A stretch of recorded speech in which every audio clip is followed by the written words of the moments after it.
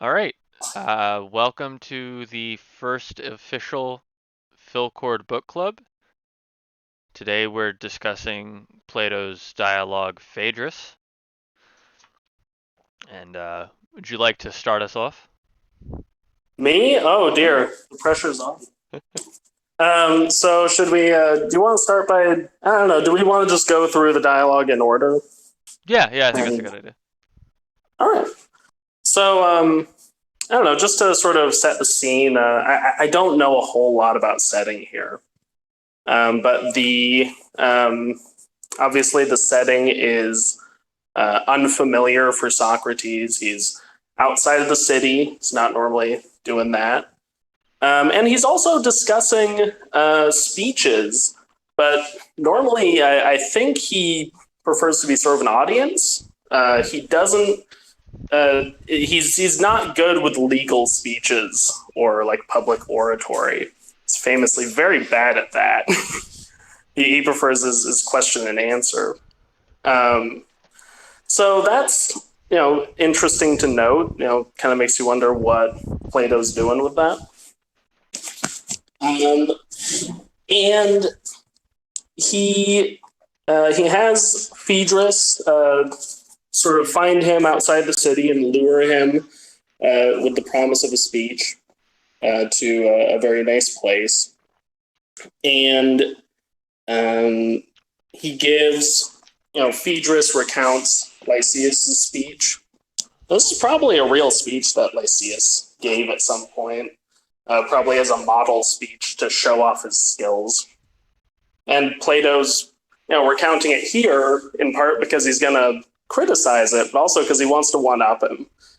He's going to write a speech better than Lysias in defense of the same view, and then he's going to write another speech even better than that one for the opposite view. I think that's pretty cool. So, and before he gets into the speeches, he has this interesting little exchange where Socrates is asking, what are the grounds on which they're going to criticize the speech, and he jokes. He says, "Do we really have to?" I'm paraphrasing. Do we really have to praise the speech on the ground that its author has said what the situation demanded? And not simply on the ground that he's spoken in a clear and concise manner with a precise turn of phrase. And Phaedrus, presents a third view here. He says that Lysias has omitted nothing worth mentioning, so that no one will ever be able to add anything, which is something I think we should keep in mind when Socrates makes an analogy between speech writing and law writing. These three ways of analyzing it are really just two ways, because one of them is not taken very seriously. Um, Could you repeat that last bit back? Your mic cut out again. Shit, I'm sorry. Oh, geez, what was I saying? Oh yeah, the well, where did I leave off? I'm sorry. I don't even know. I guess let's press on. Okay, I'm sorry. So he goes over the grounds on which they're going to analyze the speech, and one of them is not really taken seriously, but we have two of them that we want to keep in mind, especially I think when he gets to make the analogy between speech writing and law writing. Um, and let's see. He notes that the cause of disagreement with other people and also disagreement with oneself, so contradiction, is a failure to properly identify the thing that's being discussed. It says if you don't establish criteria at the start of the inquiry for what kind of decision you're going to be making, and you don't define the thing that you're making a decision about, then you're going to come to confusion.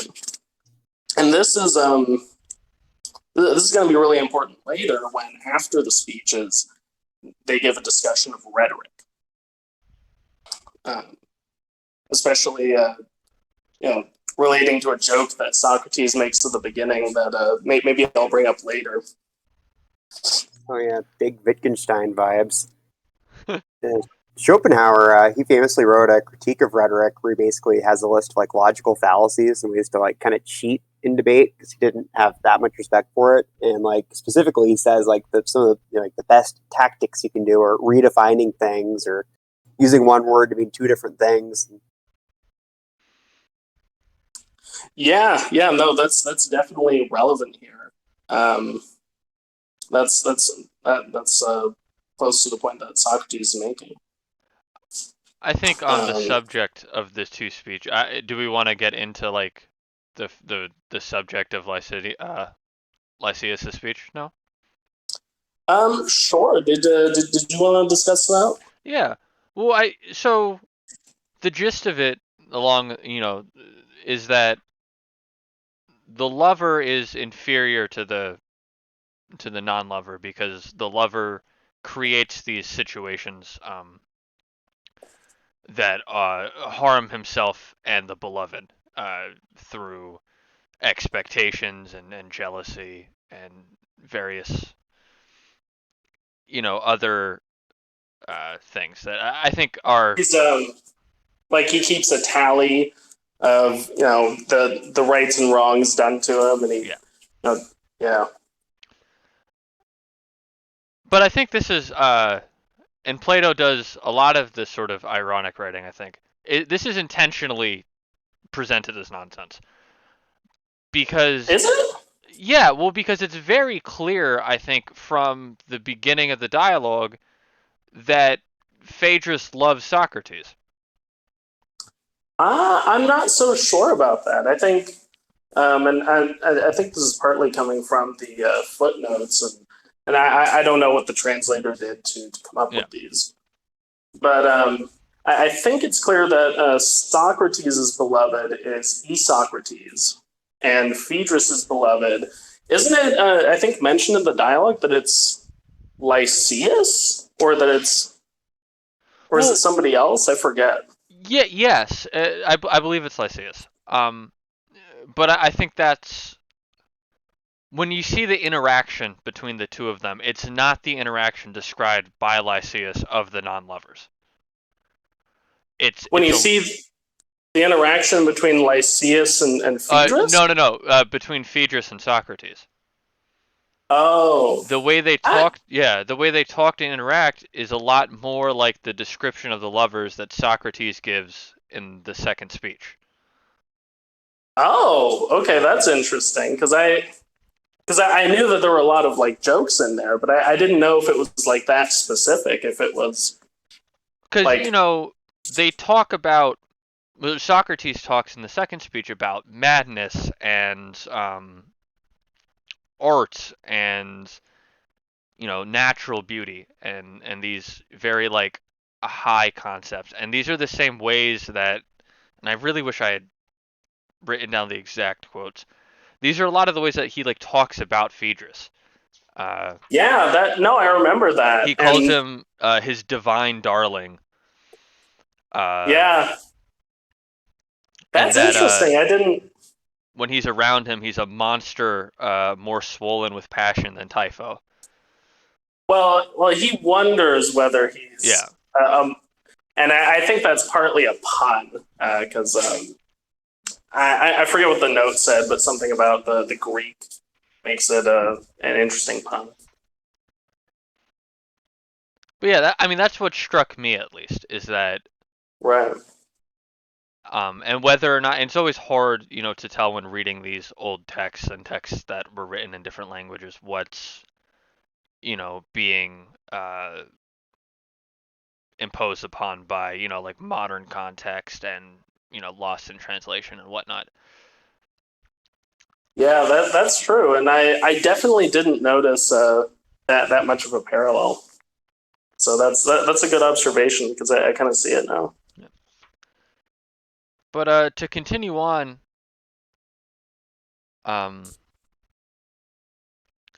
yeah, I don't know if we have to go over the first two speeches in detail because Yeah, the third one's really what's important. I yeah.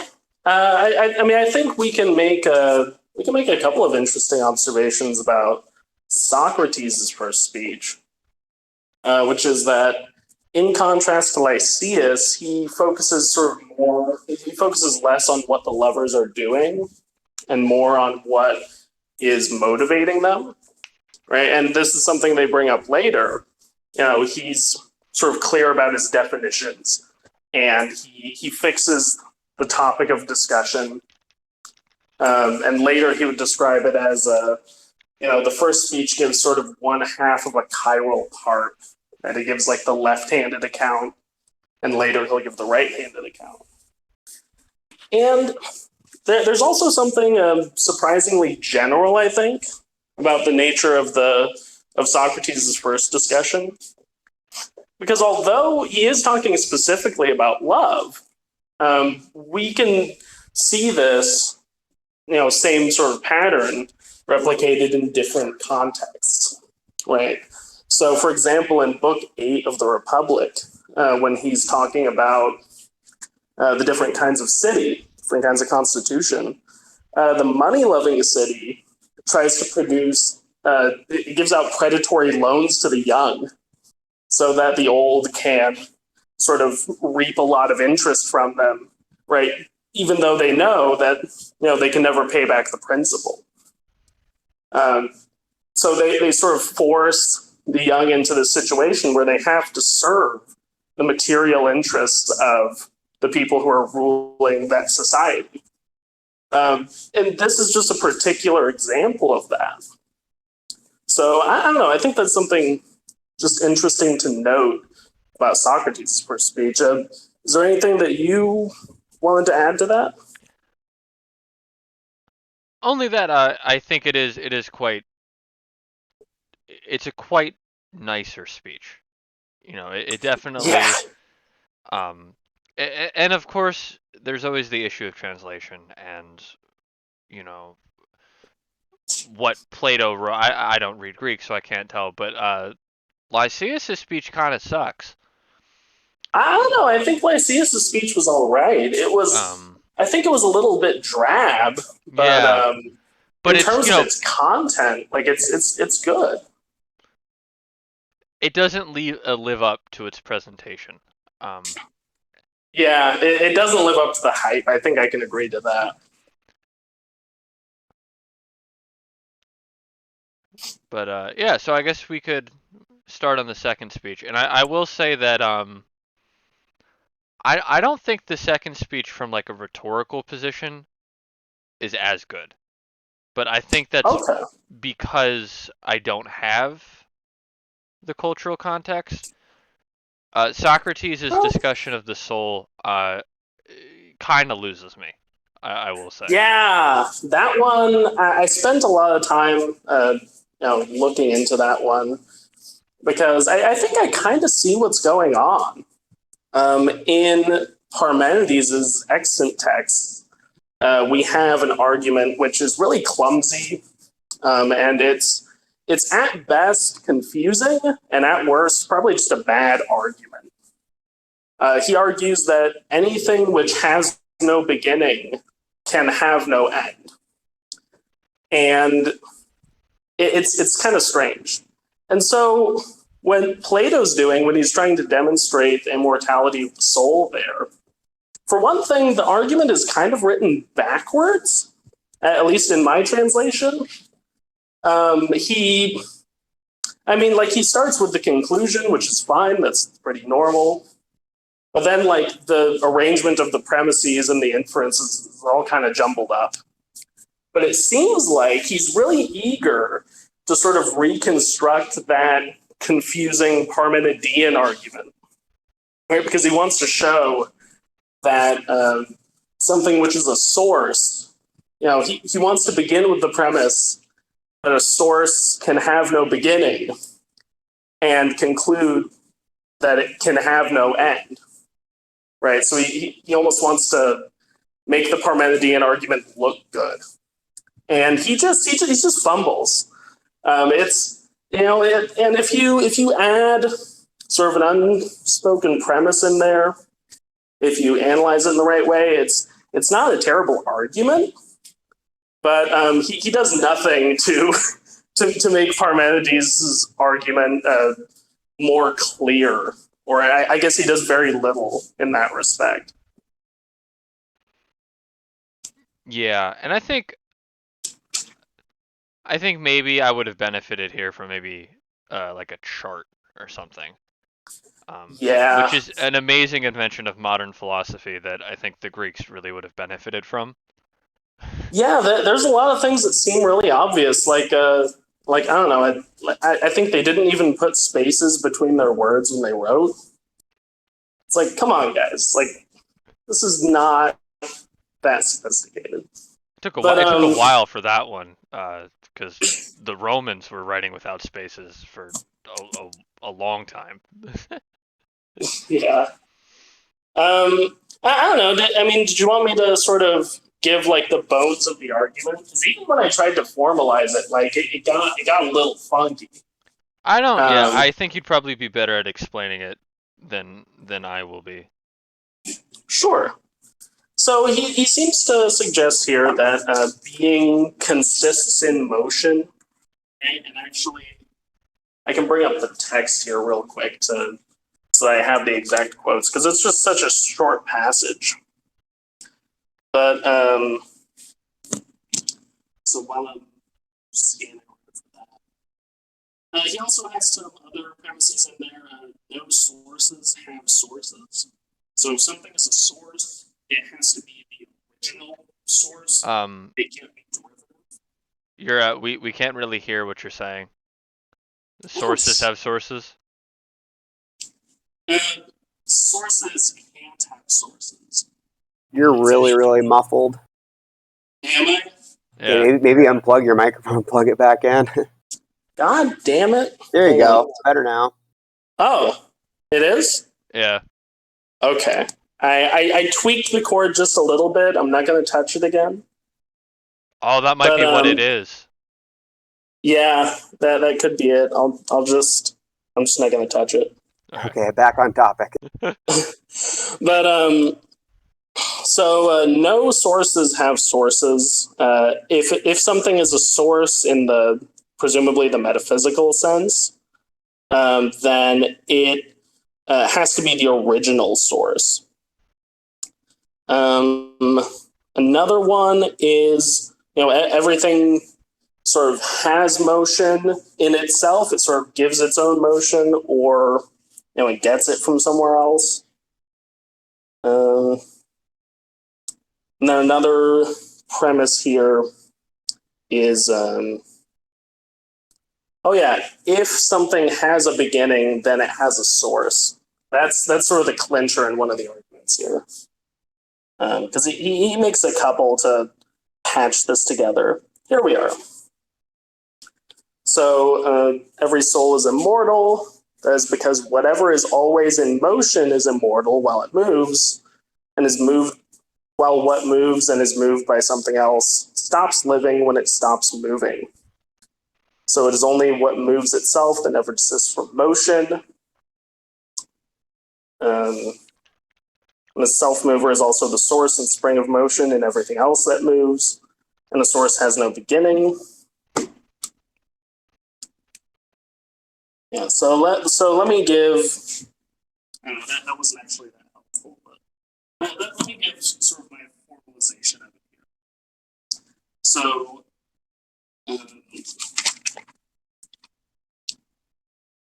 if something has a beginning, then it has a source, but no sources have sources. Therefore, sources have no beginning. But he also has a premise in here, an unspoken premise, I think, that everything is what it is necessarily. Whatever its essential properties are, it can't possibly lose that property. So then he argues that if a source could be destroyed, right? So he's doing a reductio ad absurdum here. If a source could be destroyed, then because it has no beginning, it could never come up to be again. But that means that if a source is destroyed, it could never be a source again. But, and here's where there's kind of a tricky little step we want to pay attention to. This might not be a very valid step. He says that, therefore, it's possible, if a source could be destroyed, it's possible that a source is not a source. Right? It's possible for a source to not be a source or to become not a source. But everything has what it has necessarily, or at least that's the way it is with sources. Therefore, right, sources can't be destroyed, right? Because that would threaten their essence as sources. And that's, I don't know, that's sort of straightforwardly in the broader Parmenidean tradition. But it's, you know, it's clumsy.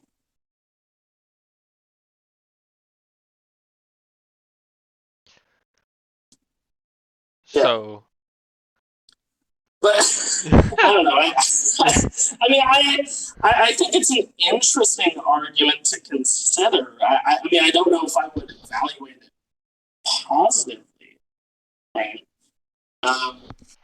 One of the big premises here, as far as proving the immortality of the soul, is he just sort of claims that the soul is a source.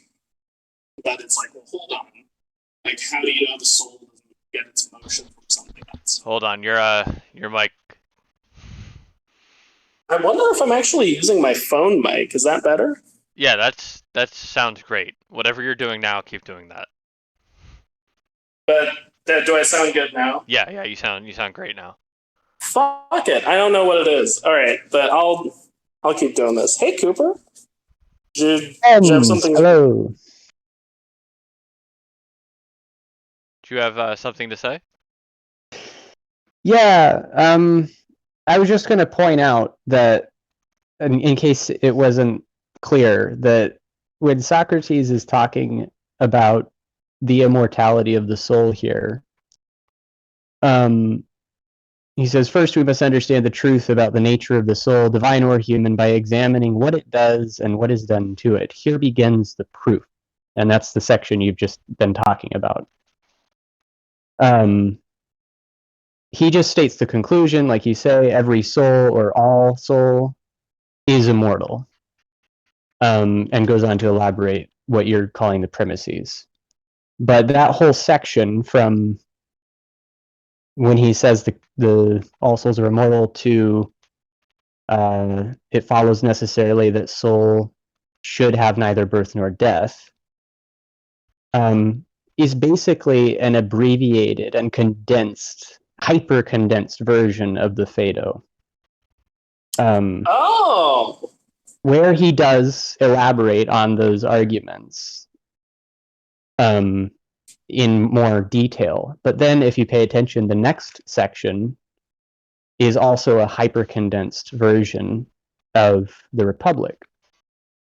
There are more speeches, or not speeches, but dialogues that are referred to, including the Cratylus, where he's talking about the name givers, etc. So I'm just drawing attention to that. There's a little bit of extra or intertextual work to be done in order to understand why Socrates is bringing it up in this point in the dialogue. Okay, that's a really good observation. Because I noticed, I guess, some of the other things, but I didn't realize that was there. So yeah, I mean, like, if you want to know more about Socrates' views via Plato, on the immortality of the soul, then you would go read Phaedo, where he's about to die, and he's got his friends around him, and they're all talking about, well, can you prove that the soul is immortal? And how do we know you're going to be in a good place? Mm-hmm. And, he expands on that at length there, but that's not what this dialogue is about. Right, yeah. Yeah, no, that's a good observation. This is a bit of a tangent, but something I love about the text is, we get, during this proof, we get to Socrates' soul hierarchy. How close people are to, leaving this earthly coil. And, obviously philosophers are at the top. But way at the bottom, right above the tyrants, are the sophists. And that I love that little jab that he has to throw in there. Just Yeah, no, fuck those that's pretty guys. great. I mean, that is a pretty common through line of his text. It's also great. But yeah. So I suppose if we want to move on to the rest of the speech, I don't know. I sort of have some thoughts out of order to say about it.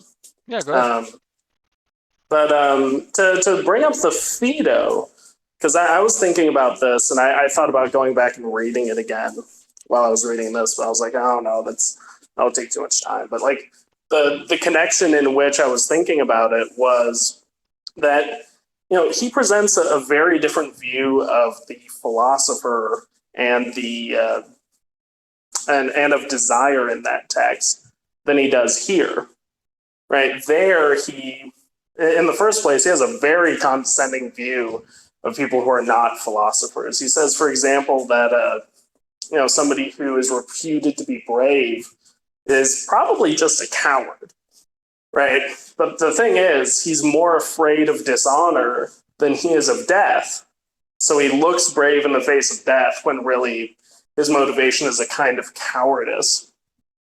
And so he thinks that only philosophers can have true virtue, and they're not sort of stuck with these competing desires, just sort of measuring which one's greater or lesser.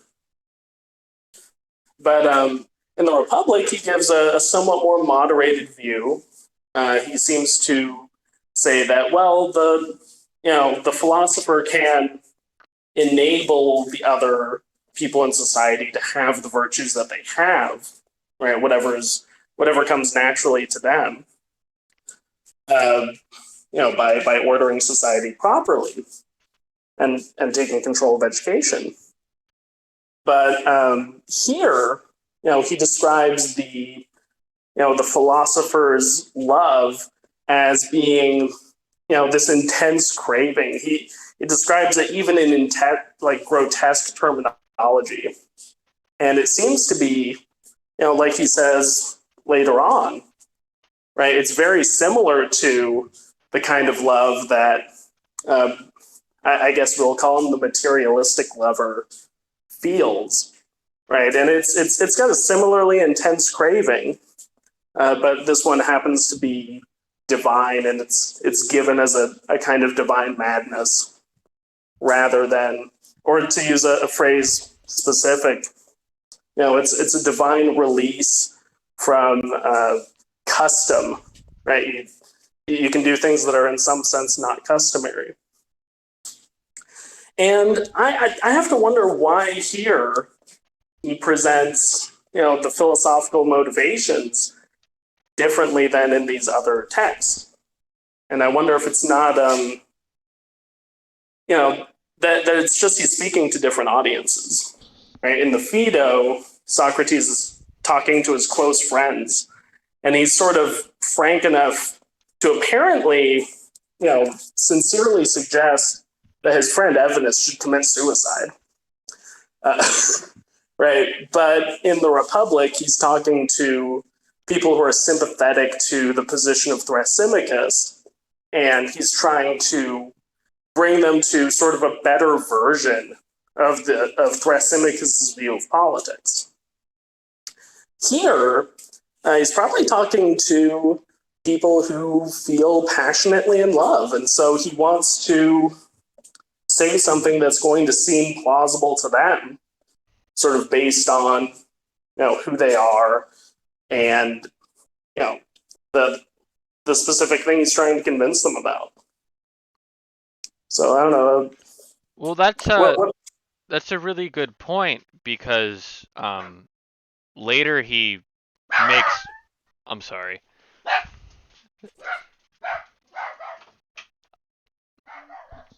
If you just give me 1 second, if you could continue.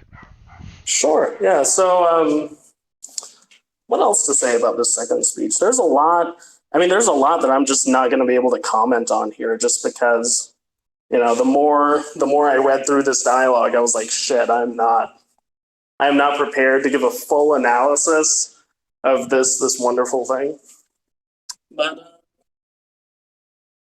yeah, one thing that's interesting, just as a side note, is that when he's describing the sort of the divine realm and the charioteers and all that, he gives an inversion of a description of an amphitheater.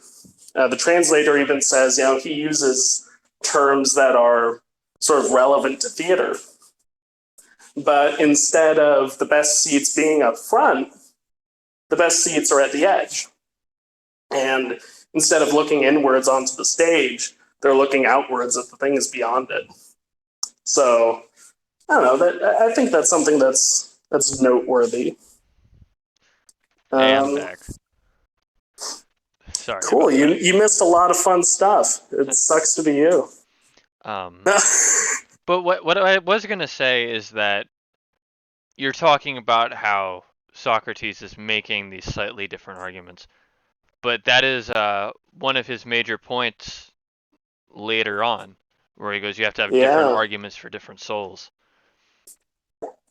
So you can kind of it's interesting to see that there is this consistency between dialogues where the character of Socrates is he's doing what he says to do.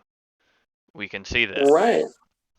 And one thing that I think is interesting too is that he discusses the theory of forms in his second speech. He talks about how you can go see the immutable justice and the good and all that. But later on, he actually gives a sort of description of investigating the world, which is more reminiscent of what he does in The Statesman, the method of collection and division. And it's just a hint, but it suggests to me something interesting because when he's talking to Phaedrus, he's not talking about the theory of forms, right? But when he's giving his speech to presumably his beloved, right? He's talking about forms. And likewise, just so I can shoehorn in an observation I love to make about the Republic, there he seems to present a little bit of a paradox about the forms, but he skips right over it. He says that all of the forms have their being from the form of the good, but the form of the good is superior to and different than them. And it does not have being, it has something better than that. And although there is a perfectly fine interpretation of that, where this is just a normal part of Plato's philosophy, or of the philosophy that he has Socrates presenting in these dialogues. You can also see it as a paradox, a summoner, right, that's supposed to summon your intellect to activity and ask, well, hold on, right, how can the forms get something from somewhere that does not have it? Right? If the good doesn't have being, then how can it get it? Something I want to throw out too for people that aren't super familiar with Plato, a lot of people are kind of confused about what a Platonic form is. I think the best way to translate it is like a prototype. For Plato, forms, they're kind of they're like the blueprints for something. They're like the model, like the essence of a thing. Yeah, no, that's true. If I understand right, the word that's usually translated as form is, I think, actually arche, which is the root for archetype. Means structure, really. Like architecture, like anarchy, it's the absence of arche. It would actually be eidos or idea. It's where we get the word idea. See, I've also heard that too, but I don't know why I've heard both. I don't know if it's sometimes he's using one, sometimes he's using the other. Well, And I yeah, it depends on the context. There are different words. Okay, so that's another one that'll be there. Sometimes he'll say highest, and that would be related to arche, which is usually like the first or the most important. And it's also the word you were focusing on earlier. It's often translated as source. Okay, so that's interesting too. Yeah. All right. Well, that's cool. It can be a first principle or beginning or the ruling cause. I mean, there's a lot of different things that can be translated from those words. Whereas in Greek, it's pretty clear what it means. The English language just has too many options to choose from when it comes to certain Greek words and not enough for others. So I'm sure that's the case sometimes, but is it clear to them? Um, I mean, I don't know. That's something that, and especially if Plato's using it in a unique way, then I don't know. Maybe it's clear how he's using it, but well, within the way that he uses words, a lot of commentators would point to the fact that he uses them out of in an idiosyncratic way, and the way that he writes is meant to draw attention to ambiguities and double valences and all of these strange similarities between the words. And to someone that's like a trained philologist, they'll think he's just sort of playing around with the words. But he's trying to get people to really pay attention to how language works. And that is one of the biggest themes in this whole dialogue. He says that the greatest danger when you're most likely to be deceived is when things are just slightly different, when things are similar. There is a very slight change, just one letter or one little tiny inflection of a voice that changes the entire meaning of a sentence. right. If you move one letter out of a sentence, it's a totally separate idea. So yeah, and to sort of build on that, to come back to the joke I mentioned earlier, near the beginning of the dialogue, Socrates says, "Oh, Lysias's speech would have been better if he told people to give their favors to people who are old and poor, people like me." And but the joke is that he says, and it would benefit everyone besides them. But it's like, well, is everyone like you, Socrates? Is everyone old? That's unclear. There's also a pun. I don't know if this is in the Greek, but in the English, he sort of puns on that would be really sophisticated. Yeah. Like, I mean, he's basically saying Lysias is a sophist, but he's not good enough as a sophist. Yeah, that could be. The thing I was thinking of was, he's sort of deliberately confusing his own private good with the public good. And then when he mentions later, when he's talking about, it's where there are similarities between things that you can easily be deceived. One of the things he mentions is the good, right? And everyone has all these little private things that are all called good, and they all are in some sense good, but they're different. And that's presumably why it's so easy to deceive people about politics. Or that's what I think he's suggesting there. I would say in just to go back to what I was saying as a quick example, if we were going to do an analysis of this dialogue in terms of the words, the choice of words, the first thing to pay attention to is what he starts with, and the first word in Greek is not Phaedrus. That's the way my translation has it. In Greek, the first word that appears is phile, friend. But phile also means love, and it's a type of love. And in Right. Greek, there are many ways to say love, just like in Spanish. I mean, there's very few ways to say love in English compared to all the Latin languages. But Right. In Greek, there's less ambiguity in the word love because they have very separate words for loveful versus desiring versus being friendly versus just acknowledging something. There's a lot of different distinctions, but they are similitudes. And what Plato's doing is drawing out that ambiguity in the word phile. To what extent can Socrates really call Phaedrus a friend before it gets too, homosexual? Sure, yeah, and the Cratylus talks about that too, doesn't it? It's basically the purpose of words is to carve up the world and to divide it most accurately into its parts. Yeah. But yeah. So he also ends the dialogue with that word.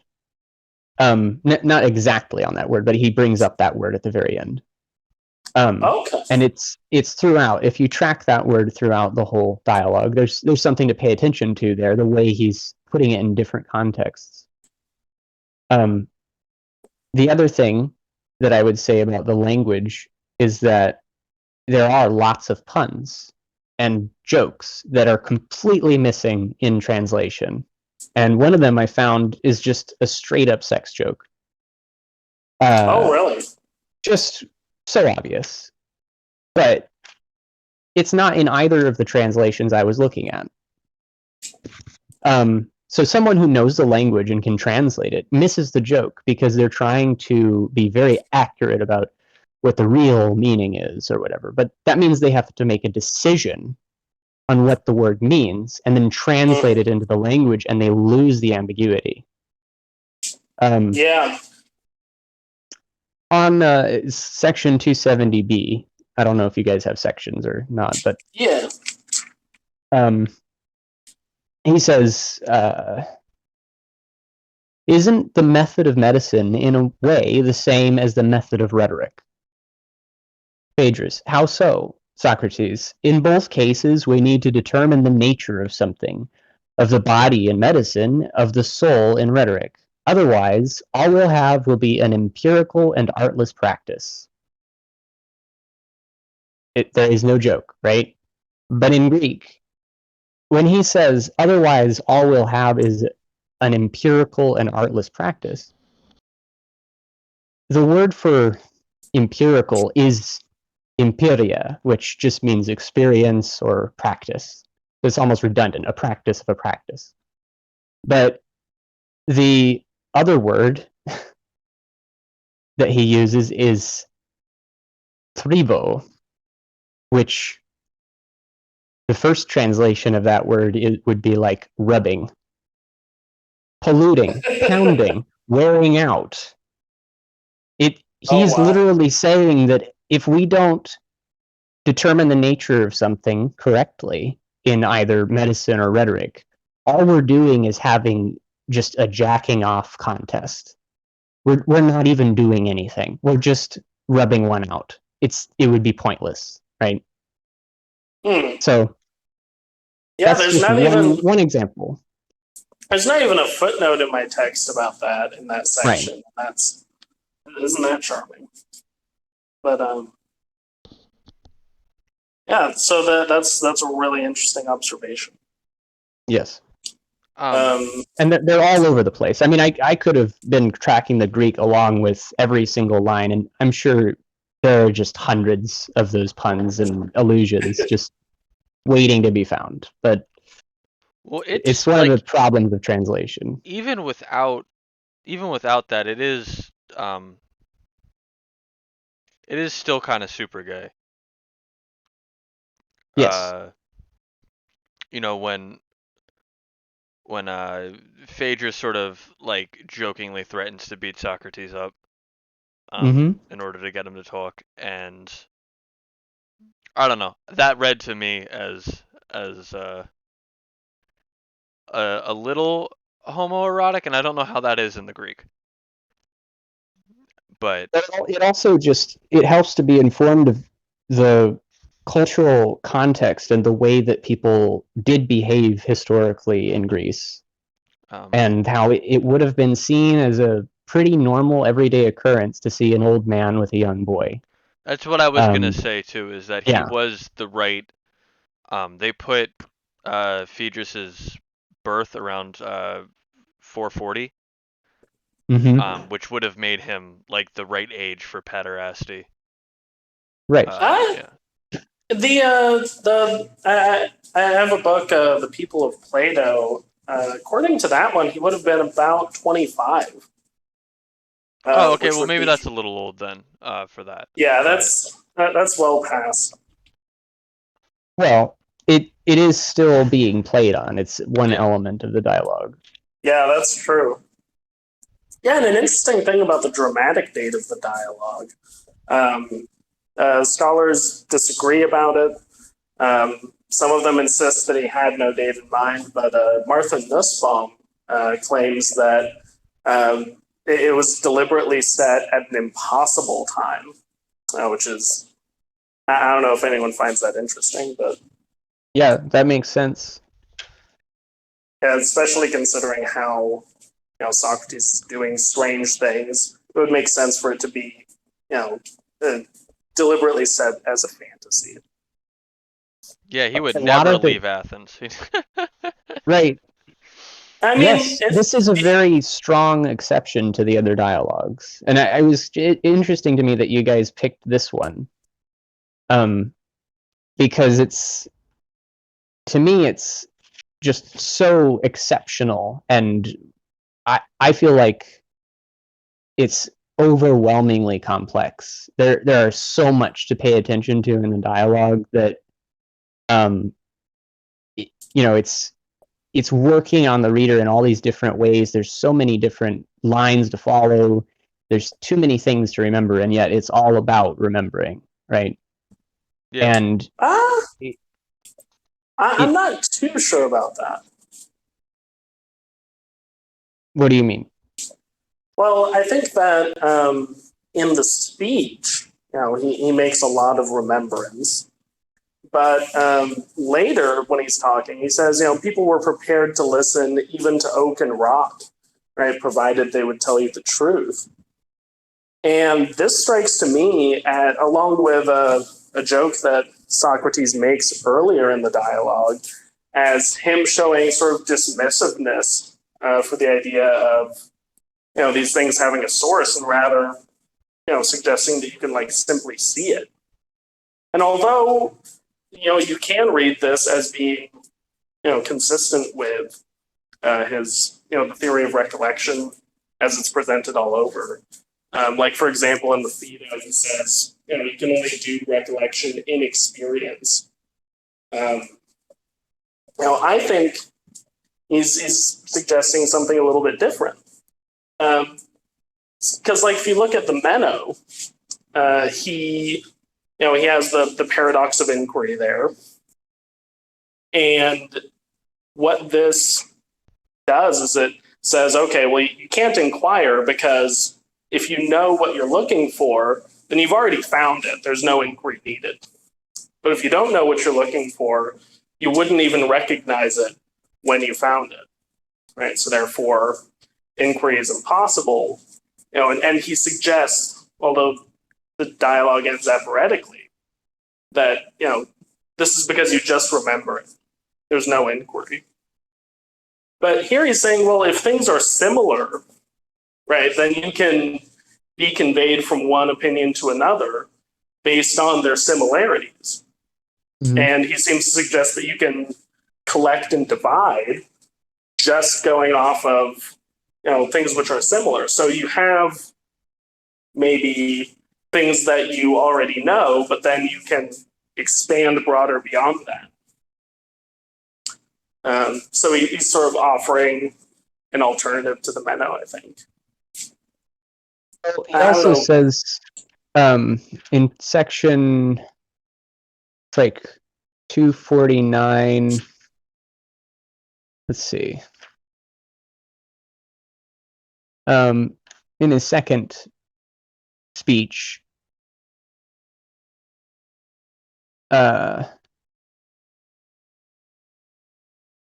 he talks a lot about the memory that the lover has of beauty and how he's reminded of it when he sees it in the young man.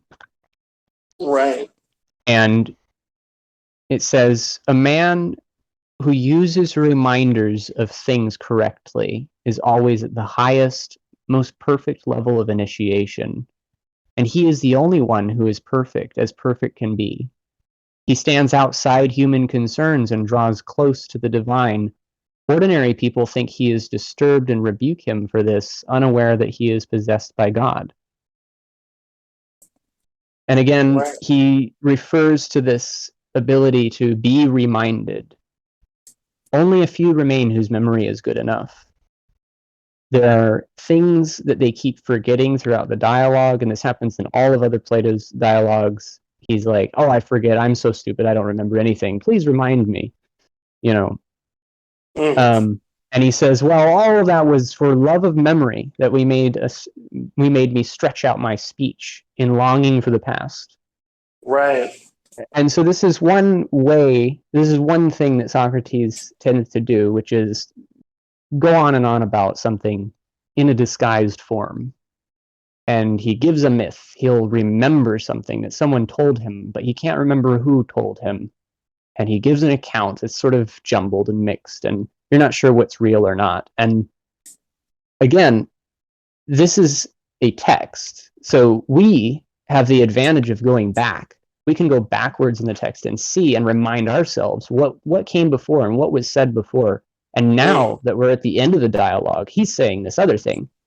And Plato's giving us the tool. He's even telling us explicitly to compare these things and see, are they similar? And to me, reading the text is just about taking note of when he drops something seemingly innocuously.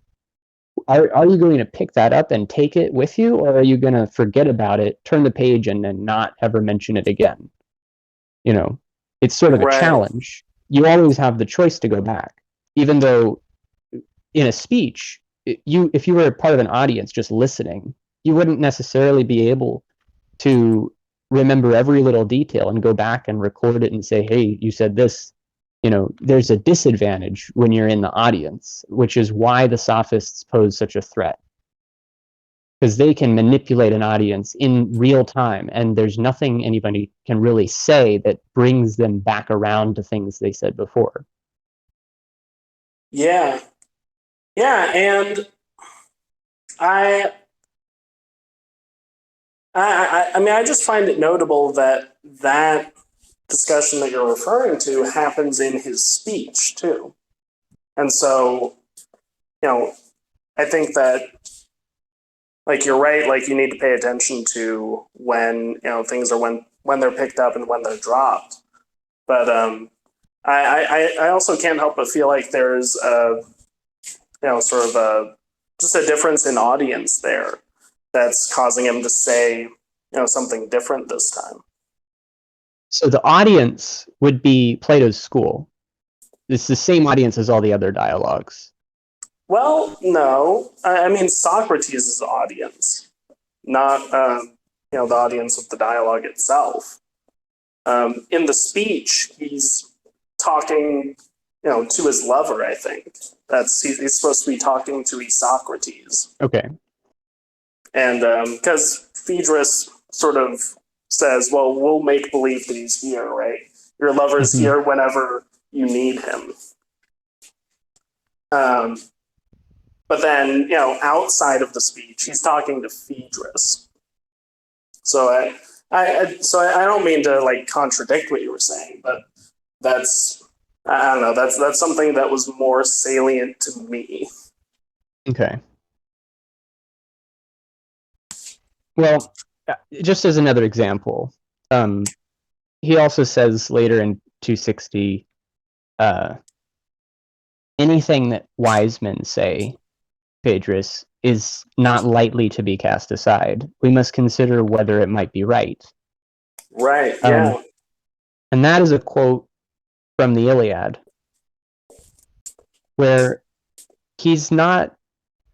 I mean, to compare the two contexts is really important, because here he's talking about rhetoric. He's talking about whether people can just try to aim at persuasion only and not care about the truth.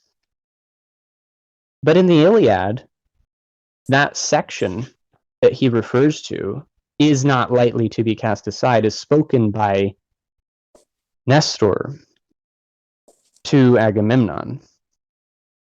And Agamemnon is upset because he's fighting with Achilles, and they are just totally disorganized. They can't find it in themselves. The Achaeans can't figure out how to, win the war. And he's really having a hard time controlling his men. So Nestor is an older man, and he steps in and he gives him some advice. And he says, here's some advice not to be tossed aside. I'll tell you it clearly. Range your men by tribes, even by clans. So clan fights by the side of clan, tribe by tribe. Fight this way if the Argives still obey you. Then you can see which captain is a coward, which contingent too, and which is loyal, brave, since they will fight in separate formations of their own. So he's just given him a key way of determining something about his own men. And it's a stratagem. It's a way of creating a better condition for his side. Whereas Socrates is looking at a single proposition and gives this example of, it's a ridiculous example of fighting enemies on horseback, but not knowing what a horse is. And it's really about expertise. It's about, like you said, how can you know to look for something if you don't know what you're looking for? Or how would you ever find it if you don't know what it is? Mm-hmm.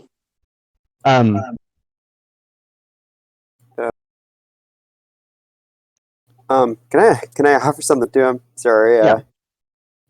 We're at the 1 hour mark. I was wondering, JC, if you wanted, could we cover what we've done so far and maybe take a 10-minute break? I think that might be good.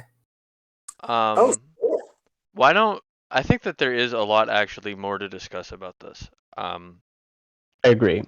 Why don't we end it here?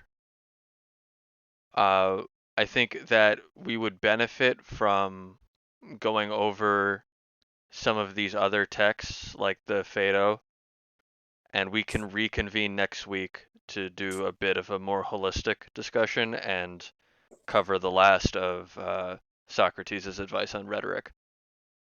Also, can I just say one more thing? Yeah, go ahead.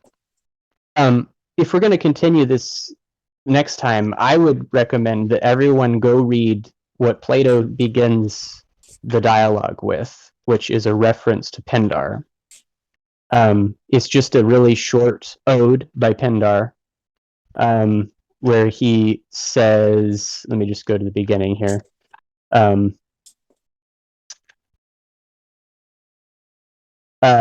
Don't you think I would consider it, quote, more important than the most pressing engagement, as Pindar says, to hear how you and Lysias spent your time? and that is Isthmian 1. So it's a really short ode. I'd say read it and try to, find a couple translations of it just to make sure you understand it, and it can really inform the rest of the reading. Why don't you pin those in the book club, Yeah. and we will meet again next week, same time, if that's good for everyone. So we're doing Phaedrus Friday again. Yeah. I'm pleased. Oh yeah. I'm gonna rotate over to living room. Really good talk so far. Yeah. Learning a lot about language. And just real quick, if Cooper wants to work extra hard because he's so kind of generous, and you just know a lot more about this than we do. Like, are there any other things you could recommend us to read before next time? If for people who have the time to do that. Well, I'll try to make a little list and I'll pin it along with the Pendar thing. Okay. I would really appreciate that because I learned a lot from just the little things that you mentioned here. Let's go against the stream and prove Plato wrong by Socrates wrong by using writing. All right. This really exceeded my expectations. This was really good for a discussion. And I am excited for next week. I'm going to cut the video here, and I hope everyone has an excellent week. Awesome. All right.